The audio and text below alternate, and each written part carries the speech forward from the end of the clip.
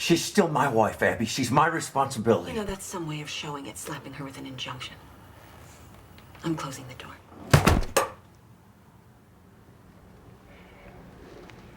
I love her. I can't help you with that.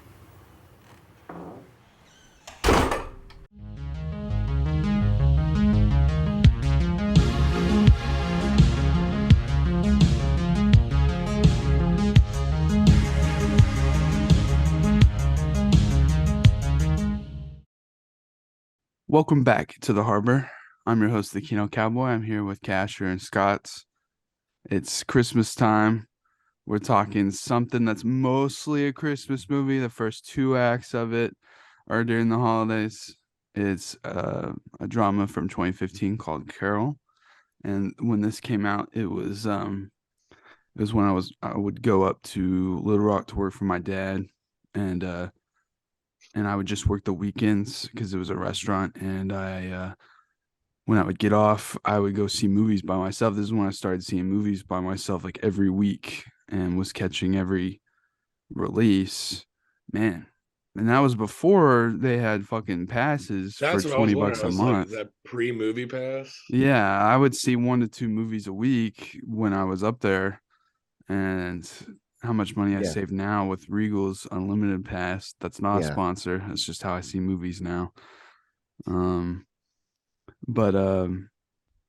is a side note. You ever wonder how anything makes money anymore? Just like we're paying less and less for services, but more and more for like housing and medicine. It's the entire economy is so weird to me. It's harbor economy. I don't. It's just like poor people have smartphones, but then like can't get fucking Tylenol or whatever. I don't know. I'm sorry. What were you saying? Well, I can't believe I'm kind of nostalgic for that time period. It was so, I don't know, everything was way easier.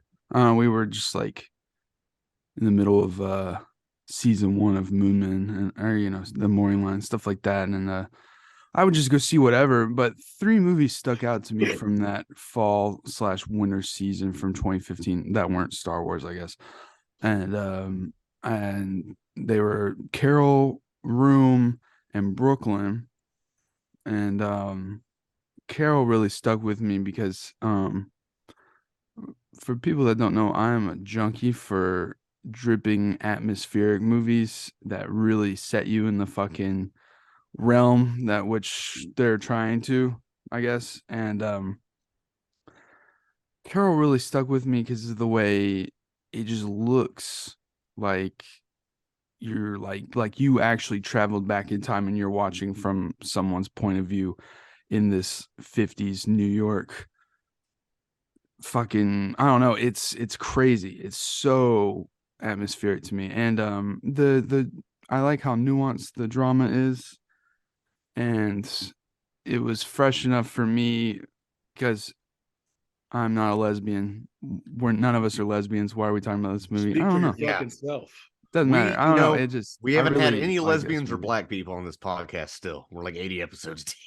You guys remember in middle we school when someone asked you like, "Are you gay or lesbian?" and be like, "I like girls, so I'm obviously a lesbian." I was. Yeah. I don't know. The movie's really fascinating to me, and it feels like I'm witnessing like an old memory through time travel or something. I love that kind of shit. The period stuff, it's really well done. I was thinking that while watching the movie. I was like, damn. And I guess it's if you shoot in, certain parts of major cities, like you can get to a point where all the buildings are pretty old and passably. I don't know what the budget was. I know stuff like Great Gatsby, they CGI'd it. This had a $11.8 million budget, so I doubt they did that much work. Right. It's just it's a really effective period piece, and it transport you. And if this movie reinforced any ideas I had, it's that being gay in the 50s was not fun. Not as fun as easy as being heterosexual. The fucking dude, the color palette and the grain, it makes it look so much like actual film, even though it's digital. Yeah, I was about to say it's digital, but the film grain really works. So good.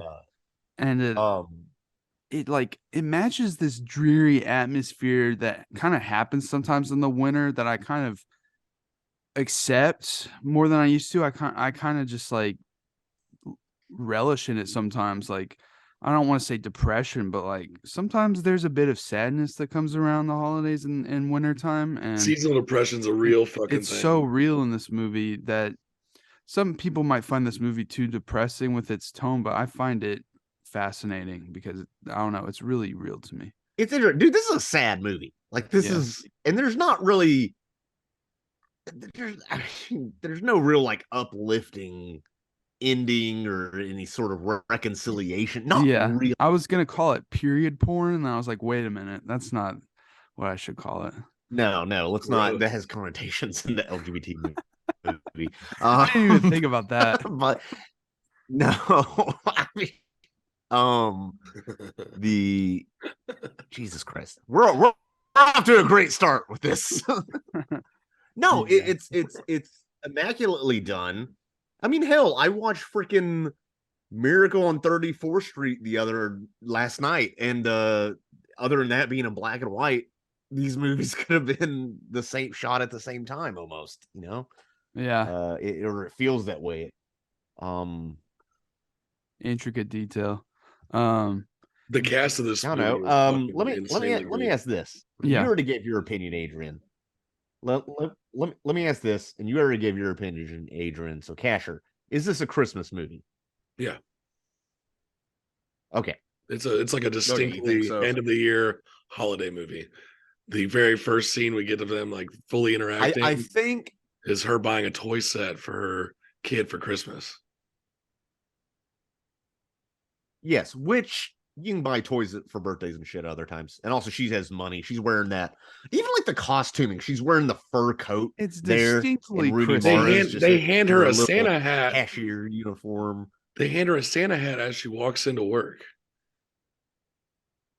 That's why I like it so much. Is that that's what I'm saying? It's a Christmas. It's Christmas as fuck, and it's Christmas and New Year's Eve. It's interesting. Yeah, and it's funny because it is centered around Christmas, at least the first two acts, but there's not a conventional Christmas scene because they're on the road and shit like that, and so you get that, but then you also get the New Year's scene, which we'll get to. But this is actually based off of a novel, The Price of Salt, which is Patricia Highsmith, which at the time she published it under the pseudonym Claire Morgan because she didn't want to be known as like a lesbian writer at the time because, you know, it was the 50s. So I feel like we've gotten better with that, but I think even up till fairly recently, people have been kind of pigeonholed as like a gay or LGBT writer, musician, or whatever. And I think we've gotten a little better with not pigeonholing people, or pigeonholing the book itself. Yeah, or pigeonholing the book itself. Just because there's a gay character doesn't make that a gay book, you know? Right. Or even if it deals with, I mean, even something like, this is a random example, and it helps that Spielberg made a movie of it. But like The Color Purple is about lesbianism too. In the book, I think the movie's not as gay because Hollywood are cowards, but I guess it's lucky enough to also be about race. So people like, okay, it can be about two things. It's also about the South and a million other things. Great book. I don't know where I was going with that. Read Alice Walker. That's my point. Think about Patricia Highsmith also wrote Talented Mr. Ripley, those novels, and Strangers on a Train, which that's pretty range because that's this movie versus a Hitchcock story, which I haven't read the book, but it's very different tones and stories. Well, think about how ahead of its time this book would have been in 1952. Dude, crazy. That's nuts. And even under a pseudonym, that is, I mean, like dangerous. Not even joking, like ballsy. And this is like, we were a censorious culture in the 50s. Terribly. It was, you had I don't know if the Hays Code was still around, but you had McCarthyism, things like that, and just the general. And Tarantino's been in the news talking about this a lot recently about different eras of America filmmaking, why the recent one isn't so great. But the 50s, I watch a lot of movies from the 50s, even like Miracle on 34th Street, which is charming or whatever. But it's so conservative and not even politically. But it just has this like veneer of like wholesome, quote unquote, middle American values that seem to obfuscate any sort of nuance or reality in the film, which this film is all about, Right. that, because everybody was putting on a front, especially if you were gay, but even if you weren't. Yeah, and it affects real life because you get folks, sorry mom, but like my mom, who think, well, people they weren't like that back then.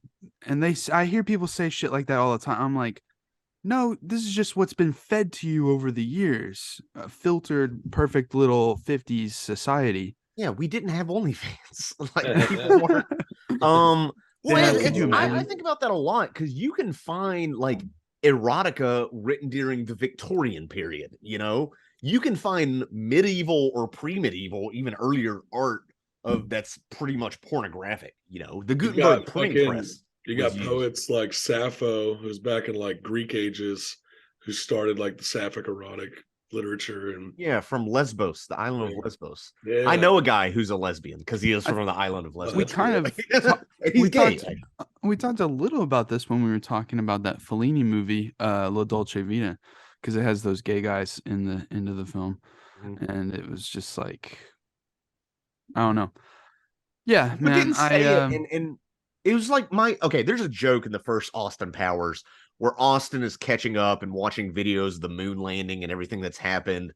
And Elizabeth Hurley, what's her name? Veronica, is like, yeah, I guess you missed a lot, Austin. And Austin's like, I know, I can't believe Liberace was gay. And I talked to my dad to kind of, because I was younger and didn't know who Liberace was. And he was talking about, people didn't talk about that. When he was in the 60s and 70s, people weren't like, well, I think that guy's gay. And that guy, it didn't even exist in most people's minds and weren't even talking about it, which is so weird to me. Which is bizarre. And you see that in the movie when she's talking to her kind of boyfriend. She's like, have you ever thought about, like kissing a dude or whatever? And he's like, well, I've heard of people like that. He's like, what? It's like so far off his radar that he doesn't even get it.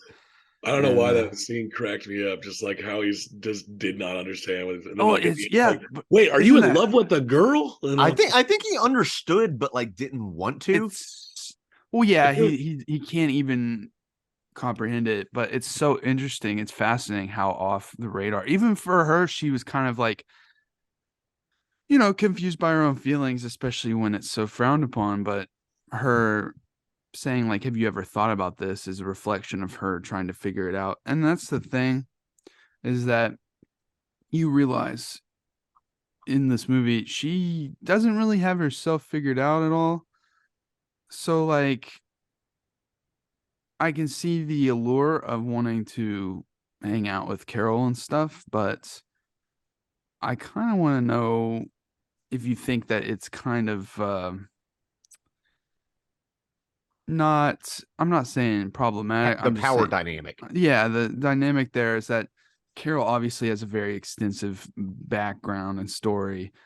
And, Carol has this air around her and she's like mysterious, but she's also very secretly sad. And I can see how her personality would seem hypnotic or intoxicating because that's how it's played. Yeah. She's so mysterious, but how young is Therese? Because I'm not sure. I thought she was like 20. She's at least 18. Yeah, I just I feel rewatching it a little bit more like Carol should have just said no at the beginning, or she shouldn't have even tried. Right. Well, obviously, because she's not seeing Aunt what's her name? Sarah Paulson. Yeah, Sarah Paulson's character.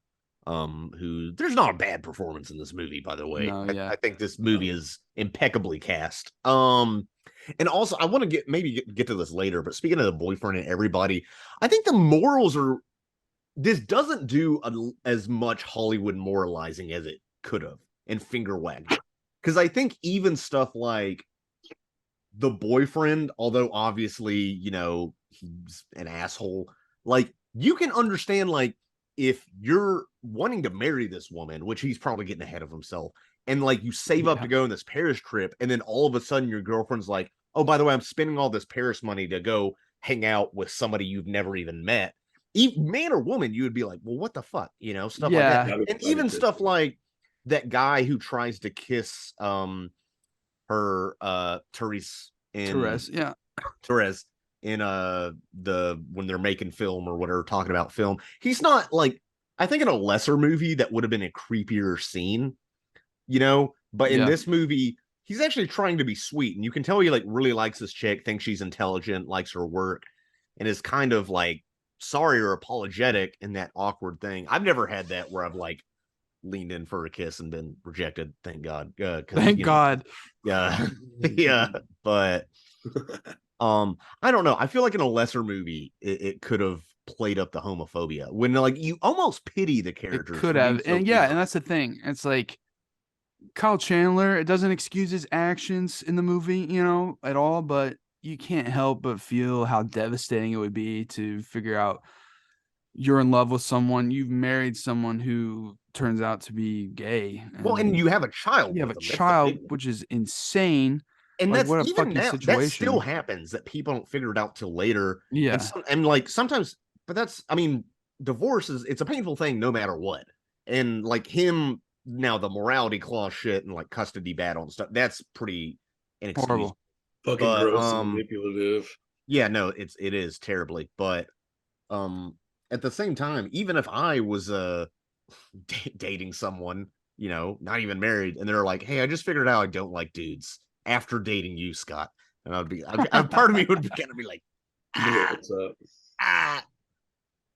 Which that definitely reflects on him, and it's tenfold because it's mid-century, and masculinity is at its most toxic. So it's definitely like a pretty reactionary thing, and just sucks, man. What a time to be gay, what a time to be gay. But see, I really fucking love this movie a lot, and I just love the detail and how I love the dialogue and how lost you can get in the places that they are and the atmosphere and all that, and the slow burn of their relationship. But Castro, I don't think you dug this movie as much as us. I want to hear your opinions. I'll just be honest, I didn't have any kind of emotional investment into this film much. I think it's a really well-made film. No one really resonated with me too much, and I think a big thing is I was just bored throughout the movie. It just wasn't my thing, I guess. I like dramas like this too a lot of the time, and I just remember watching it and it felt like a chore yesterday. It had a bit of a slow start. It takes a while for Perez and Carol to really meet and get going. Yeah, and like a big thing was like I didn't know where they were going. Like, what was the point of everything for a long time in the movie? Like, it felt like it was just like kind of doing things without having any kind of repercussions. And of course, there were repercussions and things at the end, but it's not a bad movie by any means. I don't think it's a bad movie. It's just not my. No, once it picks up and once they start, basically once Therese and Carol get dinner, and then later like go hang out at her place and stuff, that's when the movie really starts picking up. Well, I like slow. I don't need it to start off fucking hit the ground running. Well, no, I don't need that either. I just like an action the movie itself. It's just, for me, it just didn't pique my interest a whole lot. I like how it starts and how it develops. I like the slow burn, and I also kind of like the because I went into this movie blind when I first watched it, so I didn't even know it was but I like all the subtleties in their facial expressions when they're first talking to each other, and they're trying to see, especially Carol's trying to see how much of a little nudge she can get here and there with little clues to try and see if this chick is gay or not. And it's kind of almost like a fun, like, will they, won't they game. It's super like flirty of paying attention to their subtleties. And it's really, the concept of gaydar has always interested me, actually. And I'm dead serious, like, as you're laughing, but it is one of those things, because I do not have a good gaydar. It's gotten better over the years, but I'll be like flirting with a chick, and then somebody will be like, Scott, that woman's 100% a lesbian. I'm like, oh, sorry. I just like alternative girls. I thought she was just a punk chick. I've had that. And like their girlfriend sitting next to him, like, oh, I'm dumb. Just fine. But that always has interested me, and how that worked, especially when basically nobody was open. In that secretive world. Like I went down a Wikipedia hole on the world of gay bathhouses in New York a few weeks ago. And I mean, like, you laugh, but it's really like it's an interesting culture. It's doesn't sound sanitary. My sister, I was talking to her about the lesbian experience last night, since she's bisexual, and I wanted like a perspective on things. And she was talking about how, because I was talking about how many conservatives are out there repressed because they've had secret thoughts about gay whatever, and that's usually why they're so fucking adamantly whatever. And you find them sucking dick at a truck stop or whatever. Well, she talked about this article that she sent me that was like about gay male sex workers that make a shit ton of money at like Republican conventions and fucking shit. Politicians. Oh yeah, I know all about that one. It was so fascinating. That shit's fucking intriguing. And that's, I don't know. It's just I can't imagine. It's like when I was 13, 14 or whatever, I would feel like really guilty over like sinful thoughts and stuff I would have. So I can't even imagine that multiplied by 10. And then you're like having to go on an anti-gay agenda for your political party.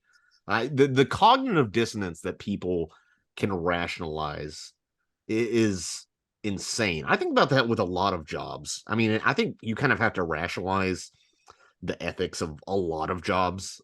Even something like sales, you have to rationalize like, well, I mean, these people are buying this thing they don't need, but it's their decision. But also, like, you're also kind of manipulating them psychologically. That's the job. And that's a very small thing. Like, maybe you're selling them a more expensive car than they need. But I'm saying at that level, like politicians or stuff, you have to have this ability to compartmentalize and rationalize that I don't think I have. Although I do eat meat despite caring about the planet. That's probably the big one. That's also just because I have terrible impulse control. Yeah, I tried to not eat red meat for a year, which I did successfully. But then, like, red meat's the big one. I should eat less red meat anyway, because it's not that. Pigs are smart, man. Pigs are like dogs, at least, or smarter. Yeah, dude, dogs. I'll eat a fucking chihuahua before I eat a pig. I fucking hate chihuahuas, man. The dumb on chihuahuas, dude. All those rat dogs. I hate those things. Little yippy. What are we talking about? As much as I love this movie, there's one fucking issue that drives me nuts, and it's when they're in a motel in the kitchen dining area where you get the continental breakfast or whatever, and they're drinking coffee, but there's clearly no fucking coffee in these fucking cups. I hate that in movies, dude. And I hate that so much in movies. Put it's some water in there. Pet peeves. It's insane in the amount of every movie I see almost. It's like I can tell the coffee cup, little paper cup. It's just styrofoam. There's nothing in there. Well, it was like picking up boxes because there's nothing in there. It's like these are mugs. Like they're drinking mugs, but like clearly there's nothing in these cups. I'm like, dude. After being swallowed whole by the fucking dense atmosphere of this movie, now I'm taken out of it because of a coffee cup. Fuck you. And dude, nothing pisses me off more. And just commit. Like, oh, what if it spills on the set? Get someone to clean it. Oh, we don't want to keep drinking coffee on the benevolent politics of this movie are undone by there not being coffee. It's like you just make decaf or something. I don't know. Watch the fucking Sopranos. See how much food they have to go through. And goddamn. Yeah, they have the spit buckets, right? And they do that where they'll chew and then they spit it. And the whole joke is like, dude, Tony Soprano fucking eats and eats and eats on set in that show. Okay. I went on a rabbit hole the other night of fake eating in movies and TV shows where they don't have food or anything like that. The worst culprit is The Big Bang Theory, I think. Oh yeah. Every scene that they eat, it is like cringeworthy how they're like fake eating. Well, that's interesting. That's a multi-camera sitcom, so it's kind of like a live performance. So they have to do bunch of different takes. They'll do multiple takes and be like, "Oh, the audience didn't laugh enough. Let's hype them up and say the joke again and like trick these middle American fat Big Bang Theory watchers into laughing on their LA vacation to watch a TV show taping." Dude, multi-camera sitcoms is a genre I'm glad is gone, honestly. But you say no, Casher? No, fuck that. I like those fucking sitcoms. Okay, fine. Yeah. I mean, I used to watch Full House every day after school, and now I look back at it, I'm like, this is like, Well, you gotta watch the good shit if you're gonna watch multi. They got fucking Married with Children and like fucking. There's this list I could go. I've That got 'em. 70s show. Home Come on. Improvement. How I Met Your Mother for the most part. Yeah, Yeah, there's some stuff according that to doesn't Kino. hold up in that show, but you know. Seinfeld's the only one I can like really still easily watch. Yeah, I rewatched. Dude, I saw an episode of How I Met Your Mother out in public, and it was like Barney and Ted were checking, like doing like a trick to check these girls' IDs to make sure they were 18 before they tried to hook up with them. I was like, damn, this was just like this is just a little over a decade ago, and now people would be up in arms for this joke.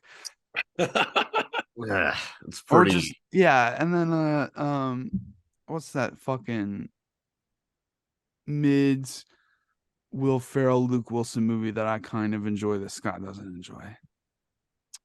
Video comedy. Old school. Old school. You don't like Old School? It's okay. It's I will say it's not as good as I remembered, but I still like it, especially if it's on TV. But like Luke Wilson sleeps with a 17-year-old girl in that movie, and it's like joked about. Hey, and I we don't watched know. a movie called Scott Pilgrim versus the World, where the literal introduction of Knives Chow is Scott Pilgrim is dating a teenager. Yeah. well, That was age the consent hero is of the 16 in movie. Arkansas, so This is Yeah, it canon. is. yeah. and I would like to 14 make in that known. Berlin. It is legal in Arkansas. Anyway, moving on. Dude, sorry, you guys know that Transformers movie where they like stopped the film to explain age of consent laws in Texas? Really? like, Yeah, I saw that scene. I've never seen that movie, but I saw that scene. Because he's like Michael dating. Bay stopped the film to be like, Dude. and these two characters are dating even though one's underage because they started dating before he was 18. It's like, The Jesus guy Christ. the guy that's dating the teenager has the law in his pocket and pulls it out. No way, It's dude. so fucking funny. He like recites the law to the father of the daughter. that's a $200 million movie, and people thought that was a good idea to put it in. Jesus. I've only ever seen like the first Transformers all the way through. I saw the first two in theater. Transformers People 2 were is still the talking worst about, movie I've oh, seen in dude, the theaters. third one's so underrated. Dude, I can't tell you a single scene from that movie. I've seen it. Like, all I can remember from the second one is those racist fucking robots and the giant balls. Yeah, that's about all. And Bill O'Reilly. And then the first one I can remember a little bit more from because that one's the most tolerable. But Well, that one I saw whenever it Well, came they're coming out with the Beast Wars one, right?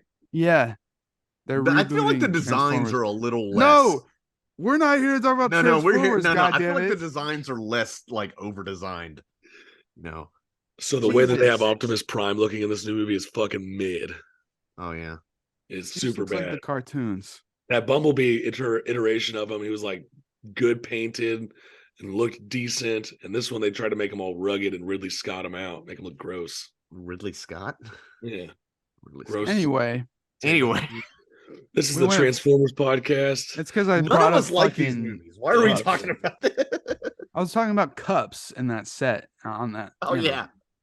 But yeah, whoever's the set designer Yeah, how for the fuck Carol. did this segue to? Yeah, I don't know. We Whoever's talked the about set designer multi-camera for this sitcom. movie I don't know. fucking deserves an award. No, the production design, other than that, is immaculate, but they deserve to be like caned and flogged for that alone. What I liked is the slow burn of the relationship. To me, makes it more interesting and powerful Yes. when they finally do kiss on New Year's. It's beautiful. It's beautiful and also kind of weirdly sad because the rest of the movie is weirdly sad. And also, it's interesting that right as they're about to kiss, Auld Lang Syne is playing in the background. And well, I guess that's interesting to me because that song's always elicited like a strange sadness from me for some reason. I don't know if it's like a New Year's song, but it makes me feel like fear of missing out on like some shit that's happening in life, and time that's run out and gone past. It's another year. I don't know. I don't know. I It think is. that was No, that there's a melancholy to that song, and that's very intentional, and that was intentional in this. yeah. Because they are trying but failing to have a new beginning with each other and to start something. But if they didn't do that, as fucked as it was, ended up being, because there's that private eye who I knew something was going on with that guy. I thought he was going to try to, like, I don't know, assault them or something. I really wanted to know what a notion was. Even though they kind of explained it, it's still, I was like, what the fuck is he selling? Yeah. He's selling knickknacks and everything. I just like they call it a notion. I was like, is he selling ideas? Like, I don't fucking know. Yeah. I did the reveal of the guy who he was like listening in on them is like really brutal. My favorite Yeah. scene in the movie. And like because it escalates 0 to 100, she pulls out that fucking strap and So she's fast. Then she tries to shoot the fucking tape player, and it's unloaded. Yeah, no bullets. She had no time to think. Fuck Kyle Chandler for ruining a beautiful moment. Yeah, that's like pure desperation. But it's also, yeah, it's like they finally kiss and they finally have this intimate moment together. And, you know, I like a good, meaningful sex scene, especially when it elicits complex passion like this. This is more tasteful than some of the sex scenes in The Handmaiden. Yeah, I know, yeah. But it was a very powerful scene to me and beautiful. And for it to be ruined like that is so realistic so quickly. It just makes me sick to my stomach. It's just like a sense of relief that you have that they're actually able to consummate what they're doing here. Yeah. And it's immediately like ruined. I know. Yeah. Tarnished. There's part of that movie, and this is not a joke, but there are parts of that movie where I'm just like in my head screaming almost like, just do it. It's not that easy, man. It's not. It's not. And yeah, that's why it's a fascinating watch for me. And the lead up and her deciding that she wants to go on a whim on that trip is fascinating because I've had daydreams of that, of like, oh, what if I just took off one day and did some crazy shit like that? You know, I don't know. But then it always never turns out exactly like you expect. Because honestly, other than, I don't know, they're kind of just going from hotel to hotel. They're not doing much. Yeah. And it's just this growing tension. And it's her wanting to have this adventure, but on Carol's side, it's just to get away from her problems and all the shit that's going on with her daughter. So she should have been more open with Therese on that. Absolutely. But she wants to maintain that mysterious composure. But then how can any woman in the 50s be very open, and then B, especially if you have to repress so much of yourself? Yeah, especially when Kyle Chandler, the way he talks to Sarah Paulson, he's like, you know, like, I'm in charge of her. She's still my wife. You know, I'm still responsible for her. It just the words he uses, so gross. It is. I did like Abby, Sarah Paulson's character, because that is one down bitch like that. She is down for the cause for her friend. Dude, when she's talking back to Kyle Chandler and just like, he's not here. Or she's not here. I don't know where she is. Fuck off, basically. Yeah, I thought he was gonna fucking hit her. Yeah, that scene. It's kind of scary. I think my favorite scene with Abby though is whenever Therese wakes up, Carol's not there, and Abby is smoking in the corner. Yeah, they go to the diner and she questions Abby's intentions. It's like, why do you hate me? Yeah, are you kidding? Yeah, like, man, and it's right like. Abby's obviously been such a big help and part of Carol's life. And for Kyle Chandler's character to just trivialize it as like oh, you must just be still cheating on me or whatever, even though they've known each other since they were 10. She just needs a good lesbian friend who's been with her since she was 10 years old. And I don't know. It's just. And it feels like, and Abby mentions this, and love is such a specious thing. But she, like, Carol and Abby, they loved each other, but I'm not 100% sure how much they were in love with each other. Right. You know, just because they didn't have that chemistry, they just kind of were good friends and then both figured out they were gay, or at least bisexual or whatever.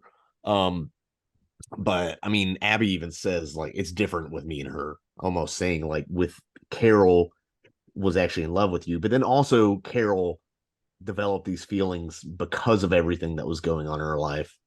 And then, I mean, a lot of people. How many people do you know who, they have something going on and they turn to sex, or people who jump from a relationship to relationship with unhealthy patterns? I mean, straight or gay, you know. So sex is looked at as a thing, especially in the 50s, as something that is supposed to be done intimately with a partner, like with someone that you're in a relationship with. Well, So, that you're married, like God intended. well, it's like people. I don't know that. I think the sexual nature of the relationship is like the least important part, Yeah. but it's always going to be the biggest thing. And Yeah, Kyle that's what's Chandler's sad. had, because they have a beautiful friendship. Well, I think what They fuck Kyle with each other. Kyle Chandler kind of, he doesn't understand the love aspect. He almost thinks it of like, my wife is sick in the head, Yeah, and you seduced her in this weird way and exploited her illness. yeah, She's still like, her heart belongs to me, and vice versa. Like he's so blinded by rage that he can't even admit that there was. And here's the thing: there's always an emotional reason for cheating. Almost always, 99% of the time, unless you're just a nymphomaniac or something. There's the cheating is always about an unmet emotional need, almost more than an unmet sexual need. Sometimes it might be, and what I but love is that this movie doesn't fucking spell it all out for you. no, it Thank doesn't. God. No, And it's just yeah, it's very realistic in that way. And how brutal it is when, like, afterwards she has to come back to her husband, and she's at the table talking about her psychotherapist and shit. Yeah, that's And fucked. it's brutal. She has to say that she likes him and all this stuff, and you can tell that she hasn't broken yet, but she's about to completely break.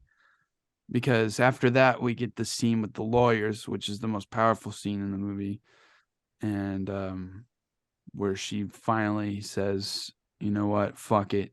You can have the kid. I just want visitations. I cannot go against my own grain, and that's just how it is. And I'm sorry."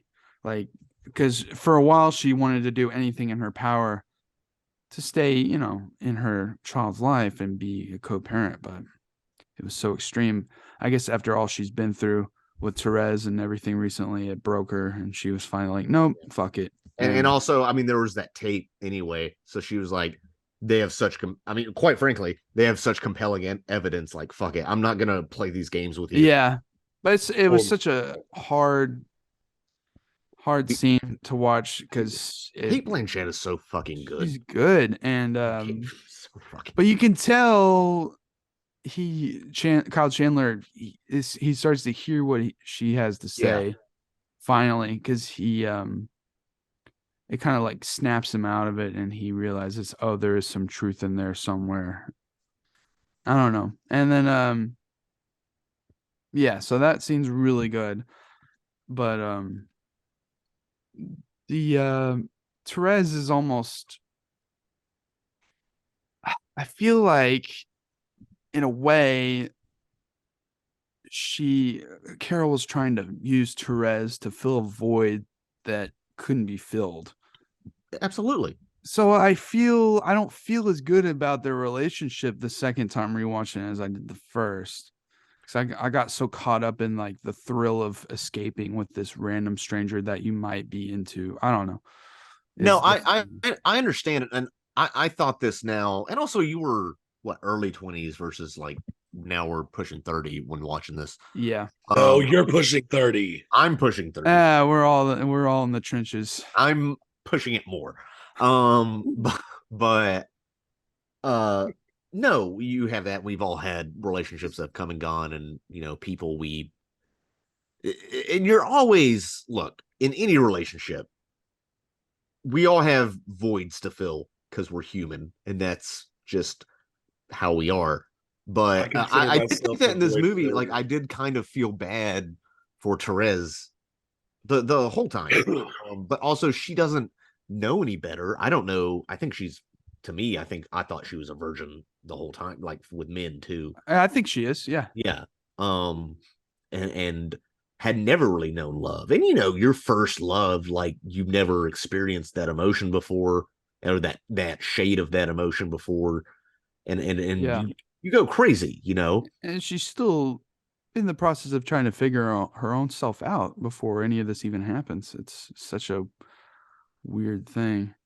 Right. She doesn't Yeah. like dolls. She likes train sets. That's how you know. And that's how you know. Is that how you know? Yeah, you start growing up. That's how you know your kid's a lesbian. Nah, dude, trains Yeah. are cool, man. Dude, I bought my niece a that. train set one year. That's like kind of the point she makes at the beginning, though. She's just like, I wasn't Guess. really into dolls. I'm more into train sets. Whatever.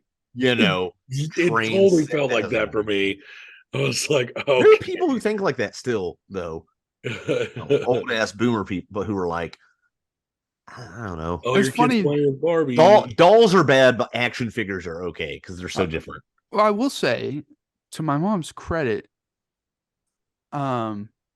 she never forced gender roles on me when it came to toys or things that I was interested in.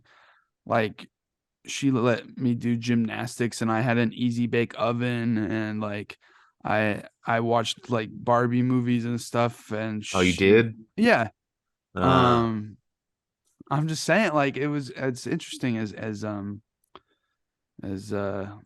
don't want to blast my mom on here, but she would, let's just say she would not like this movie at all. Be very staunchly. Yeah, against I this get it. movie. My parents forced me to wear dresses and makeup when I was a child. Filthy fucking liberals. Yeah, dude. They were like, "You're gonna be genderqueer and you're gonna like it." No, they didn't do that. Sarah Paulson, I've pretty much only seen her in this, but I've seen clips of her in American Horror Story and stuff, and she goes crazy, insane. She's got a lot of really fucking. Comparing that to this movie, she's so subdued, but in a very awesome way. Right. She has incredible fucking range. Yeah. She's like the only drawing thing to American Horror Story ever anymore. And she's also, I'm pretty sure she's dating like Jane Fonda or some shit like that. It was an Really? Hell yeah. old lesbian. Old Hollywood lesbian. Dude, that's power couple. Good but, for her. She's a character actress and dating like classic Hollywood A-lister. Hell yeah, dude. Good for her. She's been she was in 12 Years a Slave. She was in Serenity. She's a fucking cunt in 12 Years a Slave. Oh my god, I hated that fucking woman in that movie. She she was in Ocean's 8, which I don't remember her in, which shows you how memorable that movie was. Is that the Lady Oceans? Yeah, that was the movie Pass Oceans for me. That's what that was.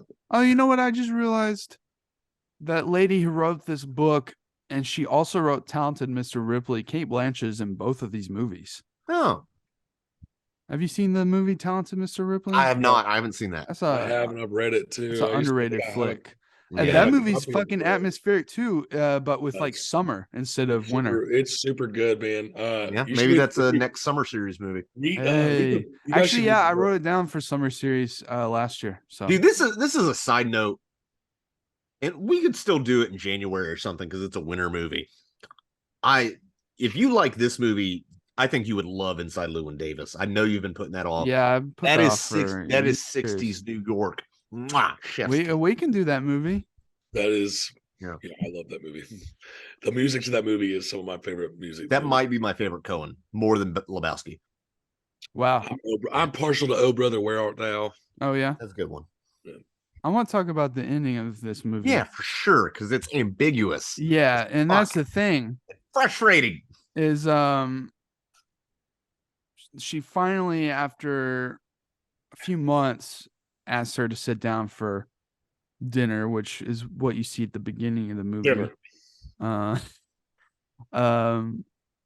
And well, that's the thing, is like how much of Carol being manipulative is accidental. I think it is. A lot of it is. I don't think she has any malicious intent. That's what I'm thinking. Like Dude, I think because it's easy to be manipulative subconsciously when you're especially when you're a victim wanting like and that, I feel seeking like. something. Dude, I've been manipulated I've been with a couple, well, one really hardcore manipulator, and I think you guys all know who it is in a relationship. But I don't think she was intentional about it. I think she was just emotionally dysregulated because of who she was and her childhood and so many things, that like she had developed these toxic coping mechanisms that metastasize into just a series of unhealthy relationships. And Your subconscious is an entity all its own, and your subconscious is going to make you do what you need to do, or what you feel like you need. So she could be doing these things that seem manipulative, but not really being super conscious of it, because like she's not being outwardly like thinking, oh yeah, I'm gonna get this young chick back to my. no, she's just like, I'm hurting, and this is a salve for me. Like, and then also Abby, I remember her and Abby talking. They start talking about like a little bit of Abby's newest sexual conquest, and so they like kind of smirk, and it kind of feels like talking pussy with your buddies and stuff. Yeah, that seemed like there could be some sort of active manipulation on her end. Like, oh yeah, I got this young thing. Like, oh, you should watch out for that redhead there. Like, that's where it kind of felt a little gross. I mean, I think anybody, there's always, I think for most people in any sexual hookup, like there's an element of conquest for both parties. Or at the very least, like validation. Like, this person has trusted me and finds me attractive enough to let me pork their loins or whatever. But I don't know. It's interesting. There's you guys have all dated bisexual women. It's kind of interesting, the different conversations. I think everyone I've slept with has been bisexual or more. It's the majority or even the ones I haven't, they've been like open-minded enough to be like that chick has a nice ass. I was thinking that too, you know. Yeah, why? Yeah, they're all alt bisexual women. Wow. Yeah, that's what I'm into. Whatever. I mean, I think it's just because we're into open-minded, not fucking Republican women in our state. Right. But that's another thing. Yeah. I have a Republican. Dude, I went through on a Bumble again recently, and it's a fucking wasteland. I the app immediately. I'm like, I'm not gonna find my fucking future wife in this state. It's not gonna happen. They're all either fucking like crazy, like, if you don't think Black Lives Matter, swipe left now, which I agree with. Like, don't put it as the first thing in your fucking dating profile. Sorry, this is getting way off topic. Or just like, God's country, I spit dip too. Like, just put 6 inches in your profile and see what they say. My height. Is that impressive to you? Yeah, let's make this podcast even more male gazy. Let's make it more male. Here's like, for a movie directed by me. You guys picked this fucking movie, man. This movie could have been more male gazy. Well, yeah, thank God it was the screenplay was adapted by a woman, and she was on set, and she's definitely a lesbian. It's like there's you see Rooney Mara's boobs, but it doesn't feel leering. It feels like touching and emotional and it's tasteful. Complex and it's passionate. That's what you need. And then as much as I love the movie, and I like that movie better than this movie, The Handmaiden, which I think is an almost perfect movie in many ways. Park Chan-wook, man, he likes his fucking scissors. The scissoring and stuff, it just gets too much. I'm like, okay, this is this is just like a LGBT drama, and then Handmaiden's like an LGBT erotic thriller. Yeah, well, yeah, Handmaiden goes nuts. That to my friend last night. So I was like, yeah, I had to watch this movie. It was a lesbian drama, beautiful movie, just not really super interested in it. And he tried to make a joke. He's like, oh, it's because you don't like lesbians? I was like, no, god damn it, because one of my favorite movies of all time is a lesbian erotic thriller, god. The Handmaiden is just the shit, and that's just a masterfully made movie. It's a masterpiece. I fucking love that movie. Okay, so anyway, at the ending of this movie, she has her sit down after months of this, and she delusionally, at least I think, bluntly asked Therese if she wants to move in with her just casually after all those months away. My favorite line probably in this movie is Rooney Mara, who's been so like meek and mild this whole movie, super subdued, almost to the point of like, how much do I like this character even? And that point, there's just that pause, which feels like an age. And she just goes, oh no, I don't think I will. Just that line itself, it's so simple. And she pauses and she just does that thing that a great actor can do without moving their face. you can interpret what their emotions are through that in the context of the scene Yes. with minimalistic acting, Which makes the movie for me. Which makes the movie.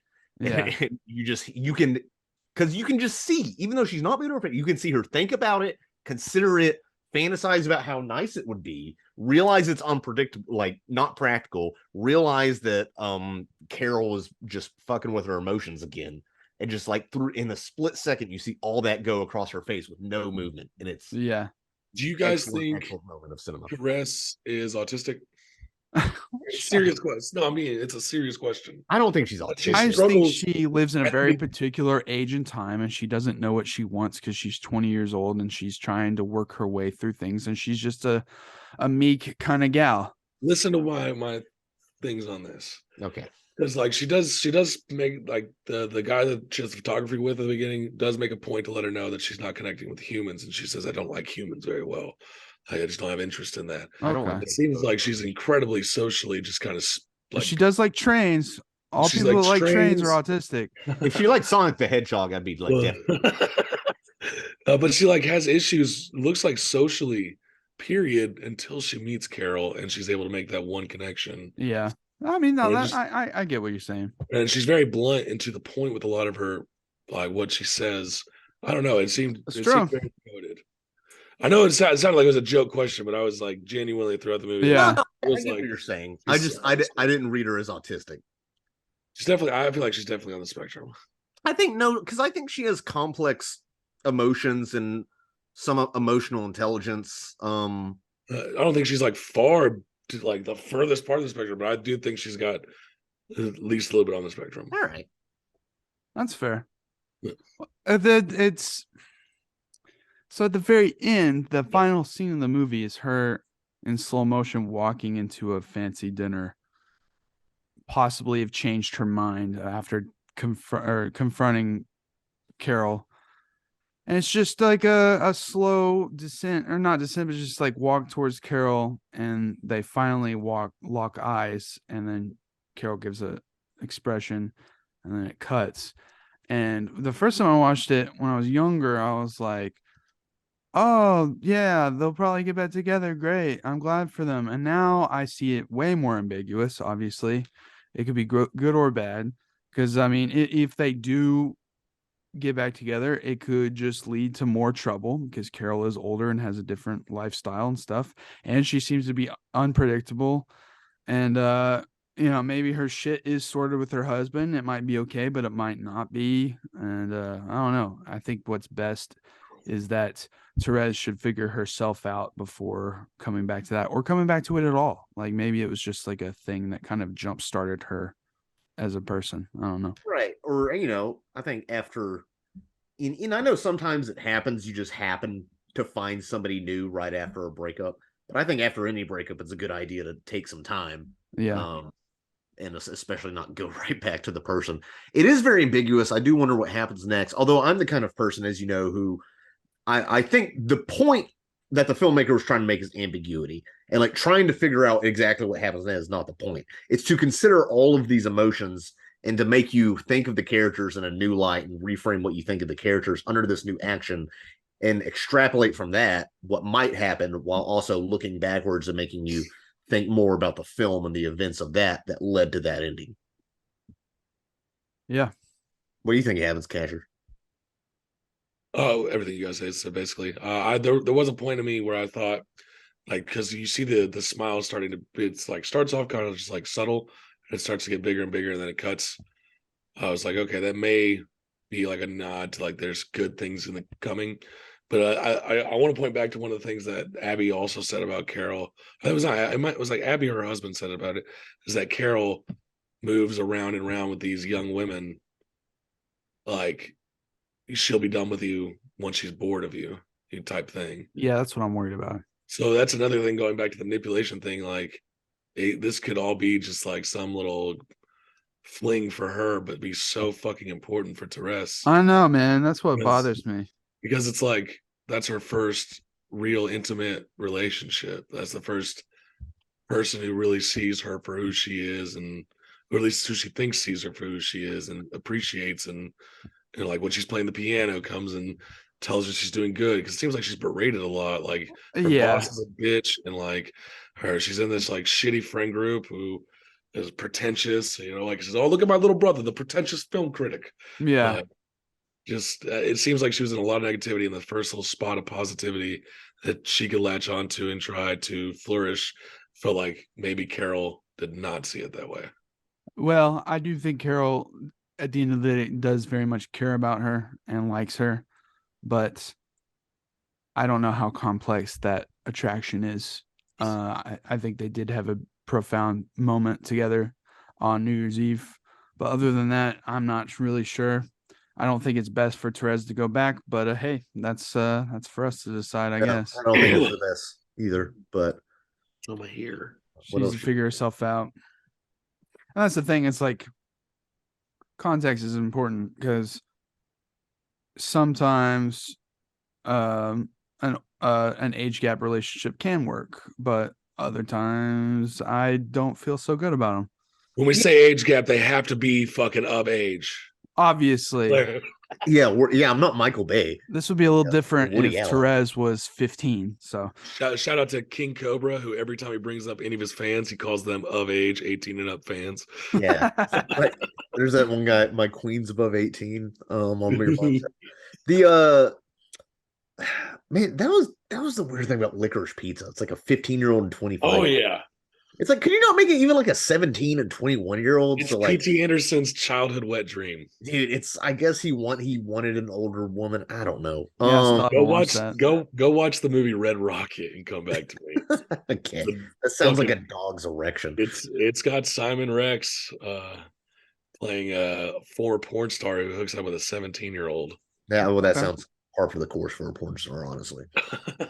Sounds like something fucking Ron Jeremy would do. That dude's in prison. Yeah. I do think it's one I have read. And this is just a side note about the real world in this time. Back in the day, it was considered kind of weird if two bachelors lived together. But if two bachelorettes lived together, that was actually, it was just like, oh, it's a couple spinsters splitting rent. Right. So it's actually easier, and I put very large quotes around that, to be a lesbian than a gay male back in this great Aunt Sally always brought her friend Judy for Thanksgiving and Christmas every year. Her special friend. Yeah. Special friend. I grew up with an aunt that did that. How's she now? Well, she's married to her wife. So you say, oh, she's dead. Yeah. Oh, she got married to her wife last year. Good. Good for her. Yeah. I will say another thing about this movie. It came at an interesting time, because this premiered at Cannes like a month before the Supreme Court legalized. I was going to say, when I watched this movie for the first time, gay marriage had only been legalized for a few months. Yeah, that's crazy. So it's during the production of this movie, it was illegal, and they had no idea, unless they might have been keeping up with that going to the Supreme Court, but they didn't know that it would be legalized. So it came at a really interesting time. Yeah, that's crazy. I didn't know that. Which is nuts. It's only been like 7 years, and the current court's probably going to try to overturn it, or at least send it back to the states to decide. I don't think we have to worry about that right now. That red wave was more like a red trickle. Yeah, but the Supreme Court. I think they'll be able to codify a lot of things. Hopefully, we'll see. I mean, we did codify that. I don't know. It takes a law to undo a law. They should just ban all marriage. Yeah, man, all marriage is gay. We were talking about Park Chan-wook for a second. His new movie I have on my computer. It says, will you send me a link for that? Yeah. Because we don't even know when it'll be on video on demand or anything in the United States. So I was like, well, that has been what my I have to do. Anticipated of the entire year is that movie. Please send me a link. What is it? Decision to Leave? Yes, yeah. I want that so bad. I have it. Yeah. And then Cate Blanchett, I missed it while it was in theaters, but she just came out with that movie by the guy who directed In the Bedroom, which we also did. Tar, however you say, I don't Tar. It's supposed to be I haven't watched it, so I don't know how to pronounce it. But I have that downloaded. I heard it's really polarizing because it's a bit experimental, which of course I'm down for. I'm into it. 91 on Metacritic. But she apparently is really good in that movie. She's good in everything. Yeah, she is. I mean, her Russian's a little iffy in Indy 4, but I don't know, man. She's really. I think her best role is as Hela in Thor Ragnarok. Yeah, for all you Harbor heads out there, MCU stands, we almost went a whole cast. The Indy 5's coming out, and that'll be. She is good in Ragnarok. I will say I liked her in that movie. What do you guys think of the Indy 5 trailer, real quick? Oh man, let's we can discuss that on the Christmas cast. Okay, I don't want to talk about that. What I was gonna say. What was I gonna say? I don't even know. Carol's a good movie. Yeah, no, Cate Blanchett. Oh yeah, no, the book. I might read that fucking book. I need to read Patricia Highsmith because I've heard about her a lot. Don't read. I want to read that, and I might read Talented Mr. Ripley too, because Oh, Mr. Ripley's awesome. I read that in high school. No, I need to read more and spend less time grinding battle passes. No, dude, let's get off of here and play that new Fortnite. Yeah, that's actually what I want to do. I'm actually, Dude, Doom Slayer's in it. Do you have any idea how excited I am? Yeah. All right, so that was Carol by 3 non-lesbians, and no. We all like women. We're lesbians. Yeah. Anyway, coming up this month, we're gonna have a little Christmas cast where we just talk about whatever. I want to talk about Brazil and maybe Inside Llewyn Davis. I would like to talk about that. So I don't know. We'll see. Holidays are kind of hectic, but we're gonna get some shit out for you guys. Hope you enjoyed this episode. Carol's good movie. Brazil. Thanks for watching.